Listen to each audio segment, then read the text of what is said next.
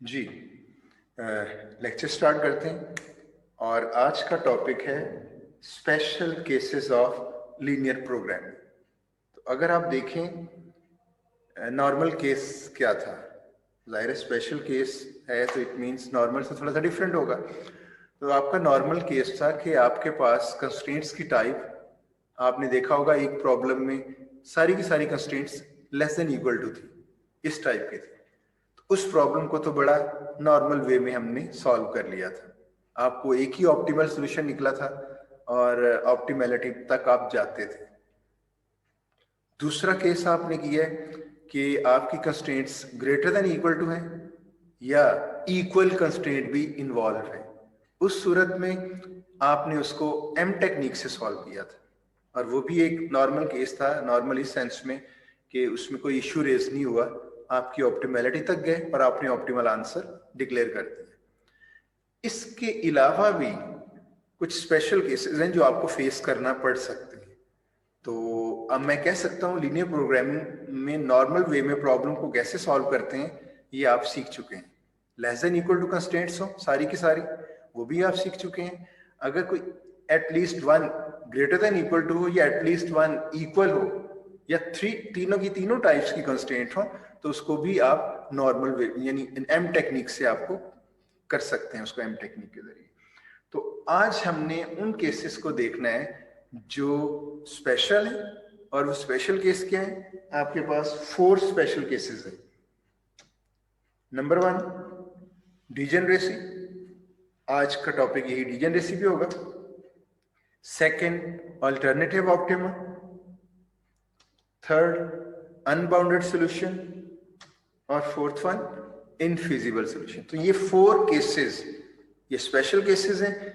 ये आपके प्रॉब्लम को जब आप सॉल्व कर रहे होते हो तो इनको फेस करना पड़ सकता है। अगर इनको फेस करना पड़ जाए तो आपको पता होना चाहिए ये केसेस है क्या, इसके बारे में नॉलेज होना चाहिए। तो आज हम डीजेनरेसी को डिस्कस करेंगे। ये 4 केसेस हैं, 1 2 3 4, अभी मैंने बता दिया इनका।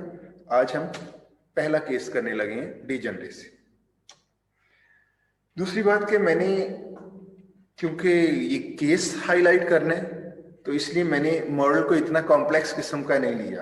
आप देख रहे होंगे कंस्ट्रेंट्स भी दोनों less than equal to constraints हैं, तो मैंने कोई इतना कॉम्प्लेक्स लेवल का प्रॉब्लम नहीं लिया। दूसरा कंस्ट्रेंट्स की काउंट भी 2 है, 1 और 2, तो मैंने नंबर ऑफ कंस्ट्रेंट्स ज्यादा भी नहीं ली।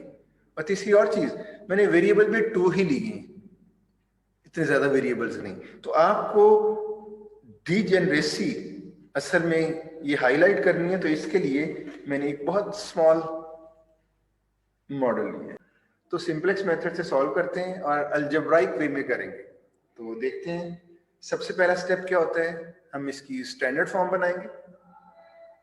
स्टैंडर्ड फॉर्म आपको पता है कि ऑब्जेक्टिव फंक्शन की राइट हैंड साइड पे 0 और कंस्ट्रेंट्स को भी हम इक्वल में कन्वर्ट करते हैं, तो इसकी डिटेल में जाने की जरूरत नहीं है, प्रीवियस लेक्चर्स में हम ये सीख चुके हैं। तो जस्ट सीधा चलते हैं स्टैंडर्ड फॉर्म की तरफ।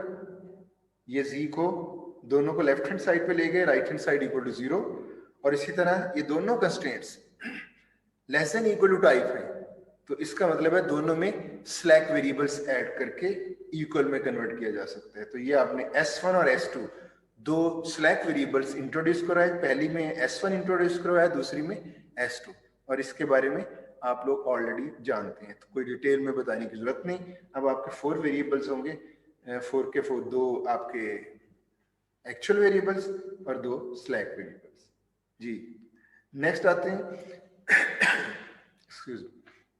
इस मॉडल को हमने इस टेबल के अंदर लेके जाने, और टेबल का स्ट्रक्चर क्या होगा, 4 वेरिएबल्स हैं, x1 x2 ये s1 s2 है।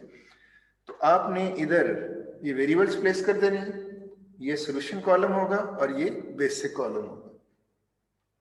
ये प्लेस कर दिया क्योंकि 4 वेरिएबल्स हैं, x1 x2 s1 s2, और यहां पे आपने सॉल्यूशन लेना है। तो बताएंगे कौन से वेरिएबल्स इधर आएंगे? सर बेसिक वेरिएबल्स x1 और x2। आप सपोज करना है कि नॉन बेसिक वेरिएबल 0 है, तो आपके पास एक आएगा S1 8 और S2 इक्वल टू 4। तो ये देखें S1 इक्वल टू 8, S2 4, और इधर आपने प्लेस करना है। ये माइक ऑफ कर लीजिएगा अपना जरा। तो आपने ये Z होगा -3 -9 0 0। हाँ, इससे पहले Z भी आपने प्लेस करना था, और Z ये बेसिक को अगर 0 पुट करें तो Z इक्वल टू 0 आता है। तो अब आपने ये ऑब्जेक्टिव फंक्शन को इस Z रो के अंदर प्लेस करना है, -3 -9 0 0। इसी तरह इस कंस्टेंट को 1 4 1 0 1 4 1 0, और इधर S2 की 1 2 0 1। ये आपका तो स्ट्रक्चर को प्लेस करना, ये सारे डेटा को प्लेस करना आपको आता है। अब आपने देखना है कि क्या आपका सोल्यूशन ऑप्टिमल है या नहीं। मैंने प्रॉब्लम बहुत सिंपल सा ली है क्योंकि मैंने हाईलाइट करने हैं डीजनरेसी। तो नेगेटिव कोएफिशिएंट्स आपको नजर आ रहे हैं, देखिएगा, और प्रॉब्लम है आपका मैक्सिमाइजेशन। तो नेगेटिव कोएफिशिएंट नहीं होने चाहिए। अगर नेगेटिव कोएफिशिएंट है जेड रो में तो इट मींस आपका सोल्यूशन ऑप्टिमल नहीं है।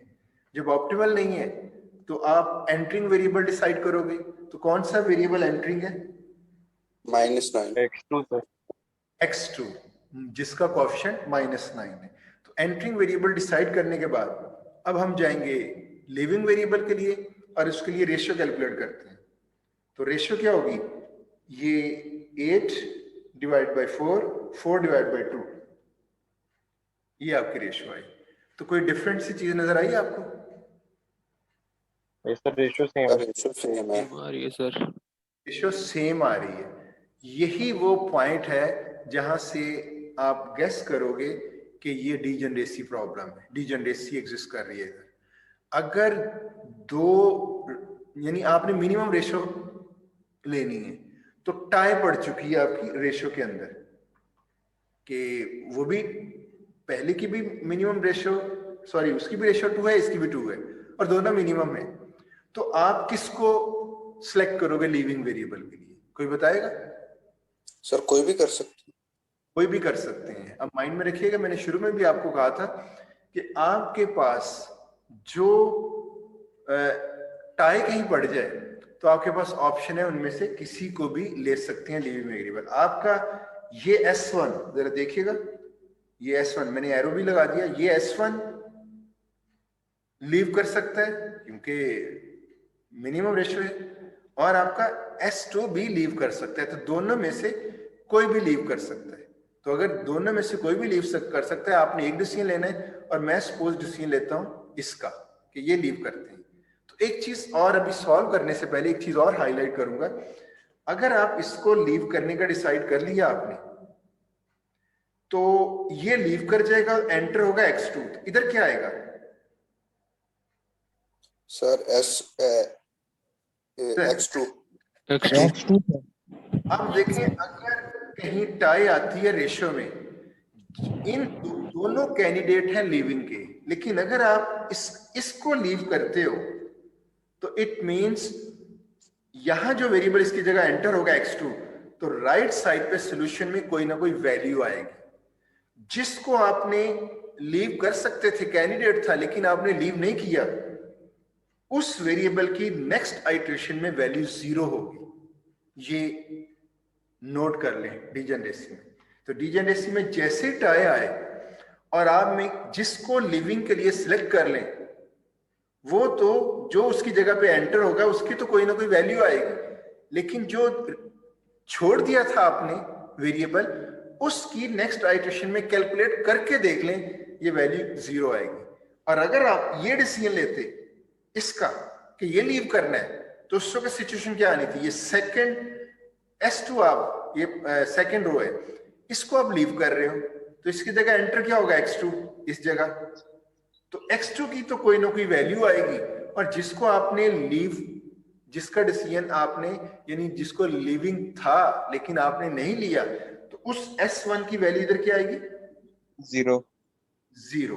तो ये आपने नोट करना है कि आप कैलकुलेशन में यही चीज आनी चाहिए। अगर नहीं आ रही, इट मींस आप कोई गलती कर रहे हैं सर कैलकुलेशन। मेरा क्वेश्चन है जी सर, लाइक अगर रेशो में नेगेटिव वैल्यू उसको तो हम वैसे ही इग्नोर करते हैं। एक सर असाइनमेंट थी, उसमें मेरी रेशो की वैल्यू 128 आ रही थी, 10 आ रही थी, तो उनमें से सर हमने किसको पिक करना है? तो आज उसका आंसर मिल जाएगा, आगे आ रहा है, आज 0 वाली ही मिनिमम रेशियो आएगी। ठीक है, ओके सर। तो ओके आपने सर। ईमेल की थी मुझे, आपने की थी या किसी और ने की थी? सर मैंने मैंने की नहीं थी, लेकिन मैंने सर दोनों से उसको सॉल्व किया, तो जिससे मेरा आंसर ठीक आ रहा था मैंने वही ले ली थी रेशो पे। मुझे अभी याद नहीं है सर, काफी पुरानी सेगमेंट हो। नहीं, चलो अभी मैं उसका आंसर कर देता हूँ। मैंने ईमेल में कह दिया था कि 0 मिनिमम होगी। चलिए अब हम उसको एड्रेस कर लेंगे। जी, ये तो मैंने आपको प्रॉपर्टी बता दी कि अगर कहीं डीजेनरेसी टाई आती है मिनिमम रेशियो में, तो आपका कि ये सिचुएशन नेक्स्ट आइटरेशन में बनेगी। चेक करते हैं। मैं इसी को लिविंग लेता हूँ, ये लिविंग रो हो गई, और अब आपको कैलकुलेशन करने की जरूरत नहीं, ऑलरेडी आप जानते हो ये पिवट रो है। इसकी जगह पे इधर x2 आएगा, और ये न्यू पिवट रो क्या है, पिवट एलिमेंट से डिवाइड होके ये रिजल्ट, ये आपने वो जो फॉर्मूला था पिवटल रो को कैलकुलेट करने का, उसके साथ ये रिजल्ट आएगा। तो मेरे ख्याल में अब ये बताने की जरूरत नहीं कैसे आया, सबको पता होना चाहिए। दूसरा z कैलकुलेट करेंगे, और z भी मैं अब एज्यूम कर रहा हूं सबको पता है, रो ऑपरेशंस करने आते हैं, तो रो ऑपरेशन के जरिए हम न्यू z रो को कैलकुलेट कर लेंगे, z रो को। इसी तरह आपके पास ये s2 रो, ये भी आपकी रो ऑपरेशंस के जरिए आप कैलकुलेट कर सकते हैं। और देखें ये वही आया जो मैंने पहले से ही आपको इंडिकेट कर दिया था। तो आज जब आपने कैलकुलेशंस परफॉर्म की तो आपके पास ये सिचुएशन आई। तो अब आप बताएं, क्या ऑप्टिमल है आपका आंसर? स्टॉप कर सकते हैं या आगे चलेगा? No sir sir. चलेगा। आगे चलेगा। नो सर, ऑप्टिमल अभी नहीं भी है। आपको नजर आ रहा है कि ये 0 मैंने आप पहले बता दिया आपको, अभी भी आपको नजर आ रहा है कि ये ऑप्टिमल नहीं है, तो ये एंटरिंग होगा। इसी तरह फिर रेशियो कैलकुलेट करेंगे, 2 डिवाइड बाई 0.25 8 आ जाएगा, 0 डिवाइड बाई 0.50। अब देखिए ये 0 आ गया। अब आपको क्वेश्चन ये था कि मिनिमम रेशियो, देखिए मैंने आपसे कहा था मिनिमम रेशियो, सॉरी, अगर रेशियो आपकी नेगेटिव है तो इसको इग्नोर करना है, और अगर आपकी रेशियो इनवैलिड है, इन्फिनिटी है, तो फिर भी आपने उसको इग्नोर करना है। सिर्फ दो ही पॉइंट्स हैं, दो सिचुएशंस हैं जिनमें आपने मिनिमम रेशियो को इग्नोर करना है, नेगेटिव आ जाए या इन्फिनिटी आ जाए। मैं आपको आगे जाके इसकी रीजन बताऊंगा, आपको रीजन बताऊंगा कि नेगेटिव को क्यों इग्नोर करते हैं और इन्फिनिटी को क्यों इग्नोर करते हैं। वहां आपको इसकी जस्टिफिकेशन मिल जाएगी जो भी मैं बताने लगा हूं। इट मीन्स 0 ना तो नेगेटिव है और ना ही ये इन्फिनिटी है। तो अब आपके पास दो वैल्यूज हैं रेशियो की, एक है 8 और एक है 0। उनमें से मिनिमम कौन सी है? कौन सी है minimum? Sir 0। Zero sir, zero. 0 आप उसको मिनिमम लोगे, ये लिविंग 8 नहीं मिनिमम लोगे। इस कहीं भी कोई सेंस नहीं बनती कि मैंने कहीं कहा हो कि जी 0 को डिस्कार्ड करना है। नो, नेगेटिव को, रेशियो को डिस्कार्ड करना है, इग्नोर करना है, या इन्फिनिटी को। तो 0 तो आपकी कंसिडर होगी। आपकी मिनिमम रेशियो 0 वाला, आपका लीव कौन सा करेगा? ये वाला। अब आप नेक्स्ट उसी तरह रो ऑपरेशंस लगाओगे, ये लीव करके S2 और इसकी जगह x1 आएगा, x1, और जाहिर है ये पिवटल रो है, तो न्यू पिवटल रो पिवट एलिमेंट से डिवाइड होके 0.5 से डिवाइड कर देंगे, ये रिजल्ट आ गया। इसी तरह आप z रो कैलकुलेट करोगे, इसी तरह आप रो ऑपरेशन के जरिए x2 रो कैलकुलेट करोगे। तो अब आप देखें आपका ऑप्टिमल सॉल्यूशन आ चुका है। नॉर्मल वे में आपने कैलकुलेट कर लिया, आपका ऑप्टिमल सॉल्यूशन भी आ गया, तो आप कहेंगे कि हमें डीजेनरेसी क्यों करवाई जा रही है? एक क्वेश्चन तो बनता है भी, मैं अगर ना भी आपने फर्ज करें ये पहले केस आप कर चुके हैं, जैसे आपने अभी भी बताया कि एक केस ऐसा आया था, तो अगर उसमें वो नहीं, वो रेशियो का 0 का आया था बेसिकली। तो अगर आप में पहले कोई ऐसा प्रॉब्लम आप सॉल्व कर रहे होते प्रैक्टिस के लिए और उसमें ये केस आ जाता, या मैं आपको कोई क्वेश्चन दे देता और आप क्वेश्चन को सॉल्व करते, तो यहाँ ऑप्टिमैलिटी पे आप आंसर कर चुके हो। आप तो कह चुके हो कि आपका जो ऑप्टिमल वैल्यू है जो z है वो 18 है, और आपका जो सोल्यूशन है x1 = 0 और x2 = 2। सोल्यूशन भी आप देख कर चुके हो। तो नई क्या बात है, बताएं, आप ही बताएं, नई क्या बात इसमें आपको नजर आ रही है? जी सर रेशियो सेम आ रही थी पहले। एक तो रेशो सेम आई, एक नई चीज, वो तो चलो आपने कह दिया कि दोनों में से कोई भी एक ले लें। एक और बड़ी इंपॉर्टेंट चीज है कि आपका जो ये वेरिएबल्स बेसिक होते हैं और इसमें जो मिसिंग वेरिएबल्स होते हैं उनको नॉन बेसिक कहते हैं। और नॉन बेसिक वेरिएबल्स की वैल्यू क्या होती है? नॉन बेसिक वेरिएबल्स बताइए, नॉन बेसिक वेरिएबल्स की वैल्यूज क्या होंगी? जीरो। जीरो। जो मिसिंग होते हैं उनकी जीरो, और जो बेसिक वेरिएबल्स होते हैं उनकी values non zero. Non zero होनी चाहिए। ये देखें, ये वेरिएबल बेसिक भी है लेकिन उसकी सोल्यूशन वैल्यू जीरो भी है। आया ना एक डिफरेंस नॉर्मल रूटीन से हटके?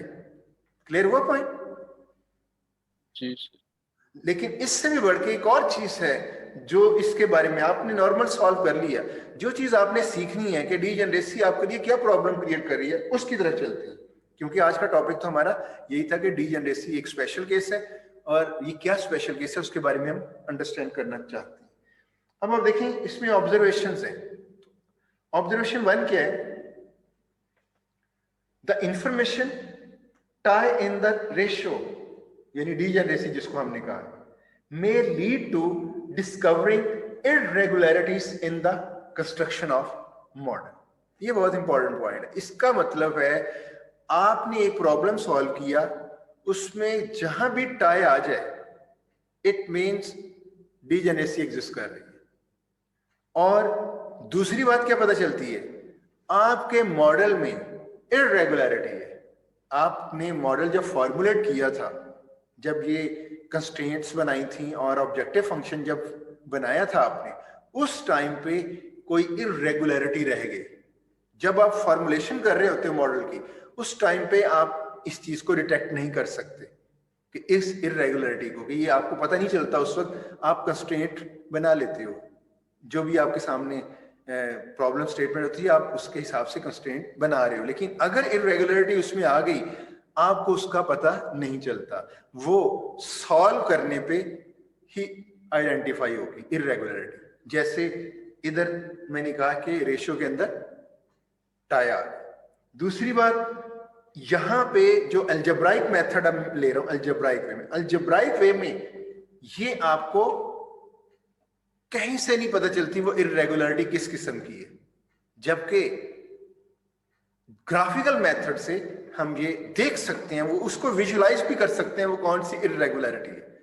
आपको याद होगा जब मैं ग्राफिकल मेथड आपको करवा रहा था तो मैं आपको कह रहा था कि ये 2 वेरिएबल प्रॉब्लम है और ग्राफिकली हम हर चीज विजुलाइज कर सकते हैं। तो बाद में मैंने स्टेटमेंट दी थी कि लेकिन आपके रियल लाइफ के प्रॉब्लम मोर देन 2 वेरिएबल्स होते हैं। तो आपने अलजेब्राइक वे से ही प्रॉब्लम को सॉल्व करना है, चाहे वो 2 वेरिएबल हो या मोर देन 2 वेरिएबल्स। तो वहां पे क्वेश्चन रेज होता है कि ग्राफिकल क्यों सीख रहे हैं? तो ग्राफिकल मैंने कहा था कि ये चीज आपको वो चीजें जो अलजेब्राइक वे में कुछ चीजें हिडन है, हम उनको विजुलाइज नहीं कर सकते, ग्राफिकल वे में हम कर सकते हैं। तो ग्राफिकल मेथड हमें हमारे कॉन्सेप्ट्स मैच्योर करता है। आपको याद होगा मैंने इस तरह की स्टेटमेंट दी थी। तो वो आज भी मैंने प्रॉब्लम डीजेनरेसी का 2 वेरिएबल इसलिए लिया ताकि मैं ग्राफ उसका बना सकूं और ताकि ग्राफ के जरिए ही मैं आपको वो इररेगुलरिटी दिखा सकूं। तो देखते हैं, हम विजुलाइज करते हैं इसी प्रॉब्लम को ग्राफिकल वे में, और हमने देखना है कि कौन सी इररेगुलरिटी है। ये आपके पास मॉडल है, इसी का ये मैंने प्रॉब्लम सॉल्व किया है, आज इसी प्रॉब्लम को सॉल्व कर रहे हैं। ये मॉडल है और इसको अगर ग्राफ के जरिए सॉल्व करेंगे, अब हम डिटेल में तो नहीं जाएंगे, ग्राफिकल मेथड हम कर चुके हुए हैं और लेक्चर्स भी मेरे पड़े हैं। अगर किसी ने उसको दोबारा से देखना हो तो उसको दोबारा से देख सकते हैं। इसका मैं डायरेक्ट ग्राफ आपको दे देता हूँ। ये मेरे पास पिक्चर है, इसको ग्राफिकली कैसे सॉल्व किया गया। ये जो कंस्ट्रेंट है थोड़ी सी फेड है लेकिन समझ आ जाए कि मैं क्या कहना चाह रहा हूँ। ये x1 plus 2x2 less than equal to 4, जब इसको आप प्लॉट करोगे, ये प्लॉट की हुई है, ये जरा कर्सर देखिएगा, ये है आपकी ये line x1 plus 2x2 less than equal to फेड, लेस देन इक्वल टू 4 जो आपको फेड नजर आ रही है। सॉल्यूशन स्पेस डाउनवर्ड है, आपने इसको इधर शेडेड कर दिया। दूसरी कंस्ट्रेंट है x1 plus 4x2 less than equal to 8। ये देखें, ये प्लॉट हुई है ग्राफ के ऊपर, x1 plus 4x2 less than equal to 8, ये प्लॉट हुई। इसमें भी सॉल्यूशन स्पेस डाउनवर्ड है, आपने उसको शेडेड कर दिया। हमें चाहिए था दोनों का कॉमन रीजन, और दोनों का कॉमन रीजन ये बन रहा है, ये वाला। अब यहां पे मैं आपसे ये पूछना चाहूंगा, उन्होंने ऑब्जेक्टिव फंक्शन की भी दिखाई, मरल डीजेनरेसी में इसका कोई रोल नहीं है, बस इसको ऐसे ही रहने दें। आप क्या नोट कर रहे हैं, ये जो कंस्ट्रेंट है, ये कंस्ट्रेंट, क्या इसका कोई रोल है इस मॉडल के अंदर? अभी सॉल्यूशन में आप देखकर बताएं। अगर मैं इस कंस्ट्रेंट को, जरा मेरे हाथों को देखिएगा, इस कंस्ट्रेंट को जो ऊपर वाली है लाइन ड्रॉ हुई है, उस लाइन को मैं ऐसे पकड़ के ऐसे उठा के बाहर फेंक देता हूं, तो क्या फर्क पड़ेगा कोई सॉल्यूशन पे? जरा बताइएगा जी।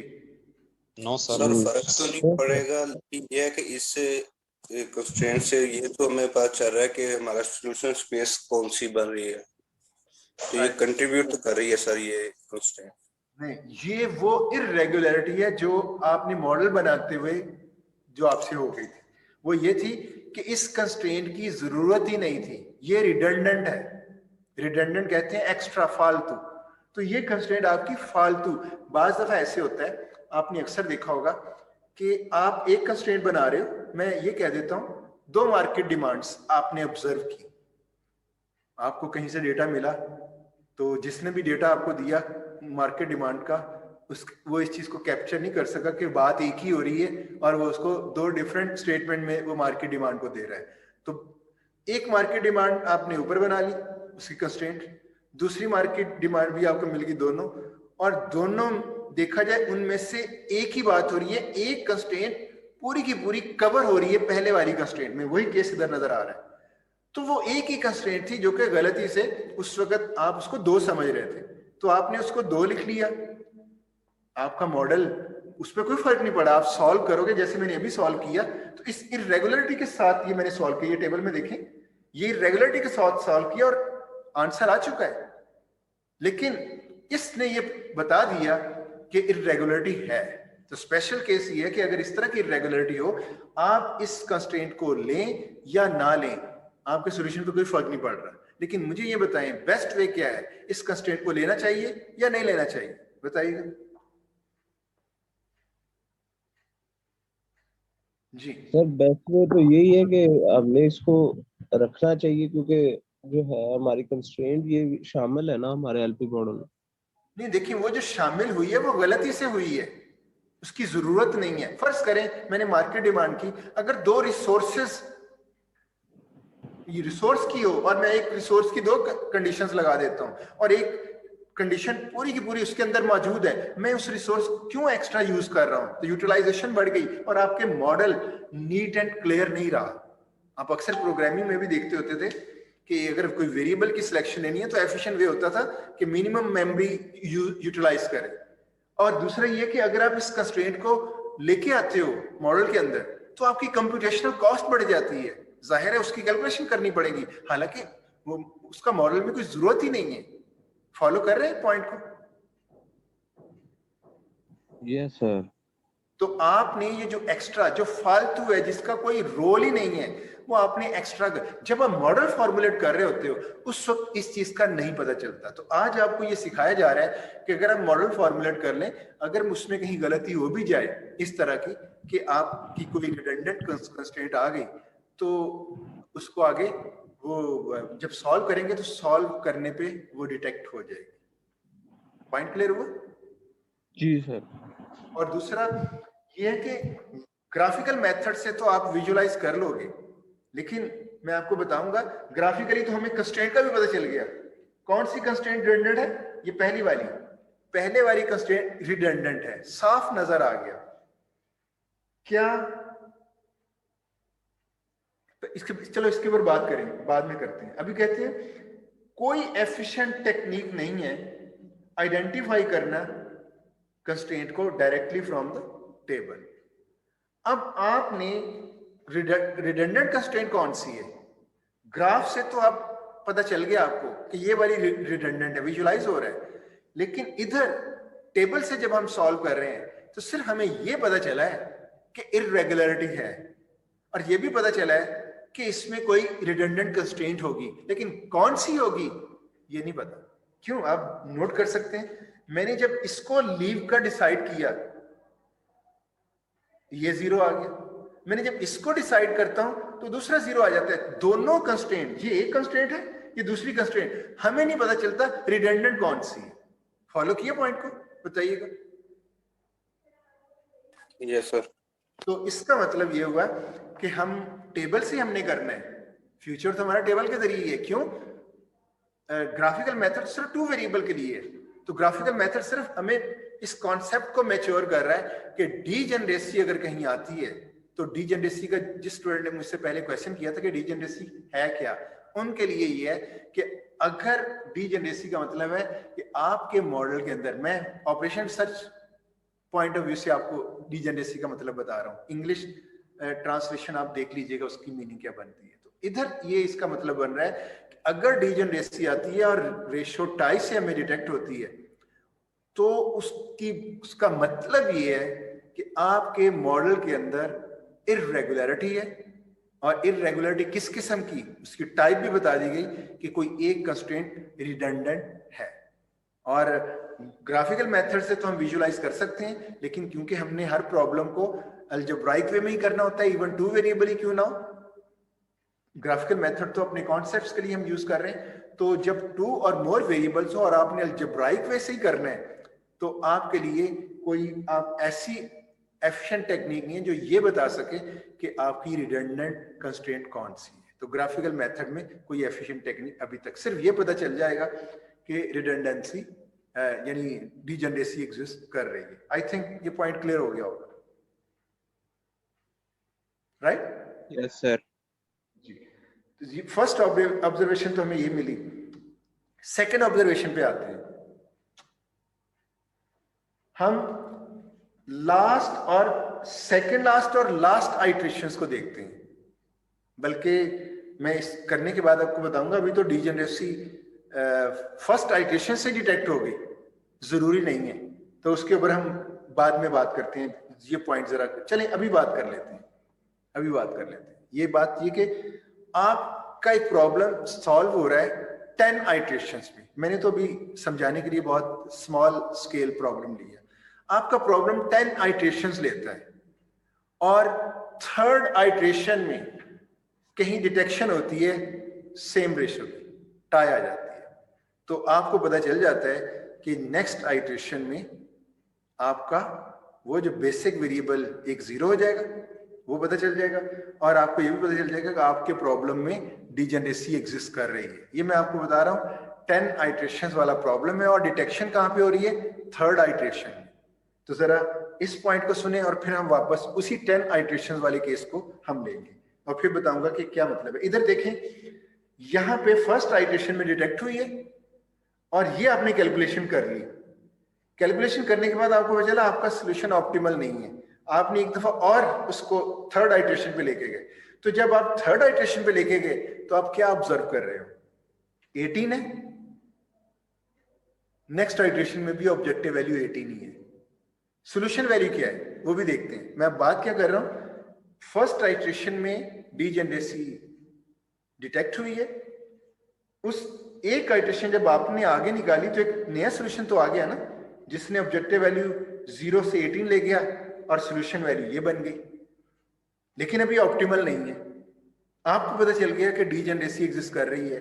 आप इसको फर्दर एक स्टेप आगे सॉल्व करते हो तो कोई नई बात नहीं हो रही। क्या Z 18 का 18 है? सोल्यूशन वैल्यू जरा देखिएगा, नोट कीजिएगा। मैं सारे वेरिएबल्स को इन्वॉल्व करके सोल्यूशन लिखना चाह रहा हूं। इसमें x1 मिसिंग है, x1 की क्या वैल्यू होगी? 0। इस सेकेंड आइट्रेशन में, जो कि सेकेंड लास्ट है, सेकेंड लास्ट आइट्रेशन में, और सेकेंड लास्ट भी कौन सी?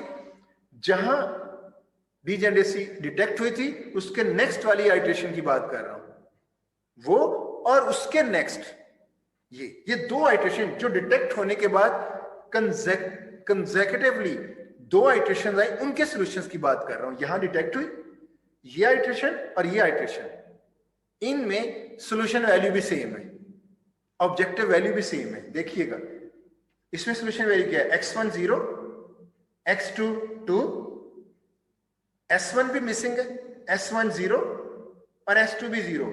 ये देखिएगा मैंने इधर लिख दिया, x1 मिसिंग है, मैंने ब्लैक कलर में इसको लिखा है, यानी नॉन बेसिक है ये, x1 = 0।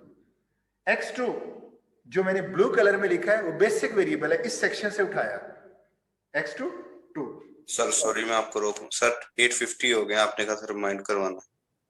वो अभी टॉपिक रहता है तो ठीक है, मैं थोड़ी देर के बाद आता हूं। x1 0, x2 बेसिक है 2, S1 मिसिंग था, मैंने ब्लैक से S1 0 और S2 बेसिक होने की वजह से भी फिर भी 0 है, और ऑब्जेक्टिव वैल्यू 18। यहां पे देखें क्या है, इधर x1 0 वही देख लें, x1 0, x2 2, x2 2, S1 और S2 दोनों मिसिंग है तो दोनों 0 होंगे, तो ये देखें सेम 2 2, S1 0, ये गलत इसे S1 लिखा गया, 2 2 है, S2 दोनों 0, दोनों सॉल्यूशन सेम है, इसमें भी और इसमें भी। फर्क क्या है, कैटेगरी चेंज हो रही है, ये नॉन बेसिक था, इस आइट्रेशन में ये बेसिक है, ये इसमें भी बेसिक था, इसमें भी बेसिक है, ये नॉन बेसिक था, इधर भी नॉन बेसिक, तो ये बेसिक, सिर्फ कैटेगरी चेंज हो रही है, हमें उससे कोई फर्क नहीं पड़ता वो बेसिक है नॉन बेसिक, सिर्फ बताना जरूरी है कि दोनों का सॉल्यूशन सेम नजर आ रहा है। तो दोनों, सिर्फ फर्क कहां से आ रहा है कि उनकी कैटेगरी में, तो इट मींस ये आइडेंटिकल वैल्यूज होंगी, जैसी आपकी डीजेनरेसी एग्जिस्ट होती है उसकी आइडेंटिकल वैल्यूज होंगी तमाम वेरिएबल्स की। सर ये लास्ट वाले में x1 बेसिक होगा? x1 हाँ ये बेसिक है, ये है basic variable with 0 value, special case में ये आएगा, ठीक हो गया? Okay sir. तो इस केस में आप देखें सिर्फ फर्क इसमें है, सिर्फ उनकी कैटेगरी में फर्क है, हमें सिर्फ ये कहना है कि डीजेनरेसी यहां डिटेक्ट हुई इसमें भी, और उसके जो नेक्स्ट 2 कंसेक्यूटिव आइट्रेशंस हैं उनमें सॉल्यूशन सेम है। यहां पे एक क्वेश्चन आता है कि क्या ये पॉसिबल है कि हम स्टॉप कर दें कंप्यूटेशन? क्यों? ये देखें नॉन ऑप्टिमल सॉल्यूशन का मतलब था इसने फर्दर इंप्रूव होना है, तो इसलिए हमने आगे एक और आइट्रेशन सॉल्व की, लेकिन देखा आगे इंप्रूव नहीं किया। तो हमारा क्वेश्चन आता है कि क्या हमें यहीं स्टॉप कर देना चाहिए, क्योंकि हमें तो ये पता चला है कि डीजेनरेसी आए तो आगे उसका ना तो ऑब्जेक्टिव वैल्यू इंप्रूव करती है ना सॉल्यूशन वैल्यू चेंज होती है, तो क्या स्टॉप कर देना चाहिए? आंसर है नो। क्यों? ये जो डीजेनरेसी है ये टेम्पोरेरी भी हो सकती है, यानी आपके मॉडल में इरेगुलरिटी नहीं है, लेकिन वो टेम्पोरेरी डीजेनरेट हुआ और जैसे 1-2 आइट्रेशंस और सॉल्व की वो टेम्पोरेरी स्टेट से निकल गया, इंप्रूव करना शुरू हो गया। तो इसलिए अगर कहीं सॉल्व करते हुए डीजेनरेसी आती है तो आपने नॉन ऑप्टिमल पे उसको ब्रेक नहीं करना, ऑप्टिमल लेवल तक ही लेके जाना है। मैंने अब 10 आइट्रेशंस का आपको प्रॉब्लम बताया था, तो 3rd आइट्रेशन में फर्स्ट करें डीजेनरेसी आती है, तो 4th और 5th में आपको लगेगा कि सेम सॉल्यूशन नहीं, 4th में पता चलेगा कि जी यही छोड़ देते हैं, यही आंसर है, छोड़ना नहीं है, सॉल्व करना है, क्यों? ये टेम्पोरेरी भी हो सकती है, अभी भी नॉन ऑप्टिमल है, आप उसको आगे लेके जाएं, प्रॉब्लम 10 आइट्रेशंस तक जाके इंप्रूव हो चुका होगा। तो कहने का मतलब है कहीं अगर डीजेनरेसी अलजेब्राइक मेथड में आती है तो उसका वो टेम्पोरेरीली भी डीजेनरेट सिचुएशन हो सकती है, तो उसको आपने एंड तक ऑप्टिमैलिटी तक सॉल्व करना है हर हाल में। हाँ, अगर फर्दर जल्दी ऑप्टिमैलिटी पे आपको पता चल जाएगा कि ये तो चेंज ही नहीं हो रही, अगर चेंज हो रही है तो वो डीजेनरेसी से निकल भी सकता है। तो ये सेकंड ऑब्जर्वेशन ये बतानी थी। सॉल्यूशन में भी टेम्परेरी डीजेनरेट। थर्ड जो ऑप्शन है साइक्लिंग और सर्कलिंग, ये बहुत इंपॉर्टेंट है। अगर मैं आपको कोई प्रॉब्लम दूं और आप यही प्रॉब्लम दे देता हूं डीजेनरेट से रिलेटेड, 10 फर्ज करें 3rd आइट्रेशन पे आपको पता चला डीजेनरेसी है, लेकिन मैंने कहा है नॉन ऑप्टिमल है, रुकना नहीं है, सॉल्व करना है। आपने सॉल्व किया, इंप्रूव नहीं किया, ऑप्टिमैलिटी भी नहीं आई, यानी नॉन ऑप्टिमल ही रहा और ऑब्जेक्टिव वैल्यू भी इंप्रूव नहीं की। आपने एक और आइट्रेशन की, जाहिर है मैंने कहा ऑप्टिमैलिटी तक जाना है, आपकी हो सकता है नॉन ऑप्टिमल रहे थ्रू आउट, यानी वो भी ऑप्टिमल ना हो और सोल्यूशन भी इंप्रूव नहीं कर रहा। तो ऐसी सिचुएशन को कहते हैं कि ये इसमें साइकिलिंग आ गई है, सर्कलिंग, साइकिल आ चुका है, ना तो ऑप्टिमल हो रहा है और ना ही ऑब्जेक्टिव वैल्यू इंप्रूव कर रही है। तो ऐसी सिचुएशन में आप एक साइकिल में फंस जाएंगे। तो ऐसी सिचुएशन में क्या करेंगे? एक ही ऑप्शन है आपके पास और ये एग्जिस्ट करता है 100%। अगर मैं इसकी देखो, ये सिचुएशन बहुत रेयर है लेकिन ये एग्जिस्ट करती है। 1% भी अगर ये एग्जिस्ट करती है तो आपको इसका नॉलेज होना चाहिए। आप क्वेश्चन सॉल्व कर रहे हैं, आप कहेंगे ये क्या हो रहा है, नॉन ऑप्टिमल रह रहा है, ऑप्टिमल भी नहीं बन रहा और ऑब्जेक्टिव वैल्यू भी सेम आ रही है, इंप्रूव नहीं कर रहा। तो ऐसी सिचुएशन में आपने उस प्रॉब्लम को स्टॉप कर देना। क्यों? आपकी ऑब्जेक्टिव वैल्यू इंप्रूव नहीं कर रही है और नॉन ऑप्टिमल। तो ऐसी कंडीशन बहुत रेयर है, तो इसको कहते हैं साइकिलिंग। तो अगर साइकिलिंग है तो आपने उसको स्टॉप कर देना है। और साइकिलिंग को एल्गोरिदम के जरिए हैंडल किया जा सकता है, यानी इस प्रॉब्लम के लिए एल्गोरिदम बनाया जा सकता है कि ये डिटेक्ट कर लिया जाए कि ये लूप में फंस गया है, लेकिन वो इतना एक्सपेंसिव हो जाएगा। क्यों? देखें, ये वही आपका सिंपलेक्स मेथड है जो आपने पहले बनाया हुआ है कि नॉन ऑप्टिमल अगर है तो आपने एंटरिंग वेरिएबल लेना है और लिविंग रेशियो से लिविंग लेना है और एक स्टेप और आगे जाना है। एल्गोरिदम तो वही चल रहा है। अभी तो आपको पता ही नहीं कि वो एल्गोरिदम में आपको एक सादा सा प्रॉब्लम मिला है या कुछ स्पेशल केस में वो फॉल कर गया, ये तो नहीं पता। तो आपका एल्गोरिदम तो वही है। कंप्यूटर एल्गोरिदम की बात कर रहा हूं। मैनुअली अगर आप करेंगे फिर तो आप आराम से डिटेक्ट कर लेंगे। मैं कह रहा हूं अगर इसका कंप्यूटर सोल्यूशन आपने बनाया हुआ है कि कंप्यूटर एल्गोरिदम में उसको मॉडल दें और सिंपलेक्स मेथड उसका ऑप्टिमल सोल्यूशन आपको रिफ्लेक्ट कर दे, तो उस केस में कह रहा हूं। तो अगर इसका कंप्यूटर एल्गोरिदम बने, उसमें आप एंटरिंग वेरिएबल लें, लिविंग लें, आगे जाते हैं, ऑब्जेक्टिव वैल्यू वही रहती है, यानी अभी भी नॉन ऑप्टिमल और ऑब्जेक्टिव वैल्यू भी इंक्रीज नहीं की। फिर आपका एल्गोरिदम तो जब तक ऑप्टिमल नहीं होगा वो चलता रहेगा। वो फिर एंटरिंग वेरिएबल लेगा, फिर लिविंग लेगा, एक और स्टेप अगेन नॉन ऑप्टिमल और सोल्यूशन वैल्यू ऑप्टिमल वैल्यू भी इंक्रीज नहीं की। तो ऐसा एल्गोरिदम हो सकता है कि आप इसको कोई ना कोई उसमें मेथडोलॉजी अडॉप्ट करके इसको डिटेक्ट करके रोक दें। लेकिन अगर आप इसको इन्वॉल्व करोगे तो इसके चांसेस, इस तरह की स्टेटमेंट, ये साइकिलिंग और सर्कलिंग के चांसेस 1% बहुत रेयर है।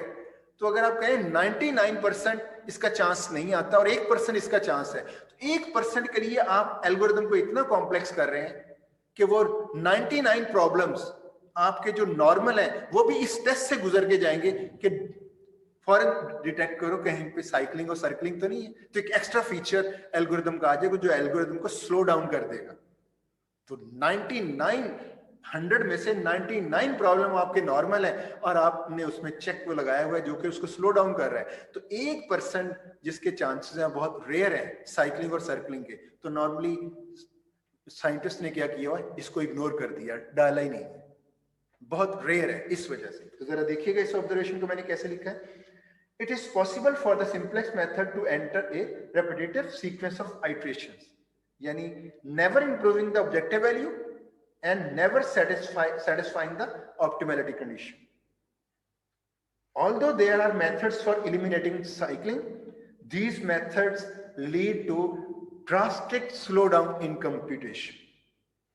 For this reason, most LP codes do not include provisions for cycling, relying on the fact that it is a rare occurrence in practice.